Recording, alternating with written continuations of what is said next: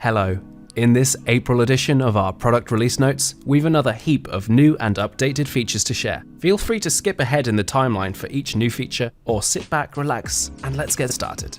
Before we jump into the details, a quick note about the development and production process. When we've responded to a feature request, we rarely publish it without a rigorous testing period, such as feature flagging or a beta version plugin. This makes sure that we can iron out any wrinkles before the update goes live to all our users, and also helps manage expectations by signaling that we're still improving the functionality of anything with these labels. And for April's release, 2 features are now out of beta. First, manual allocations, which means in peer review or group member evaluation, teachers can now choose which students are assigned to give feedback on each other's work, rather than relying on automatic allocations. This is fully customizable, meaning any number of students can be automatically assigned, as well as chosen students being manually paired up for feedback.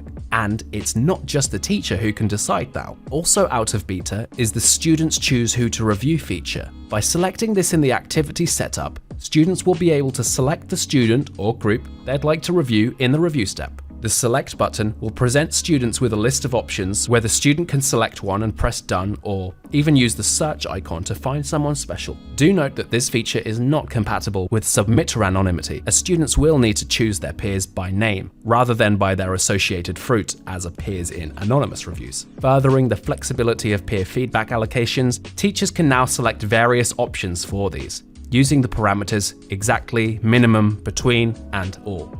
Students must finish the minimum requirement first and can then select additional allocations if they desire. Moving all the way over from peer feedback to our discussion tools, data lovers will now be happy to see that discussion assignments have analytics exports enabled, allowing you to download CSV files or spreadsheets collating student activity, comments, and other useful metrics. And following last month's deadline extensions update, we've made changes to the notifications, both in tool and via email, that students will receive after an extension has been granted. This also means that when the regular deadline approaches, students with an extension won't receive a reminder to complete an activity by that regular deadline, but rather when that extended deadline draws near. Finally, for the major updates, open questions in interactive study material have been upgraded to allow replies to answers both from teachers and students. Whereas before, replies to open questions would close the loop, you can now extend discussions and explore the details of students' answers by replying to these responses. By extending these discussions, we hope to see more development of critical thinking and argumentation in an even wider range of activities. This update is customizable by toggling the option when creating a new open question.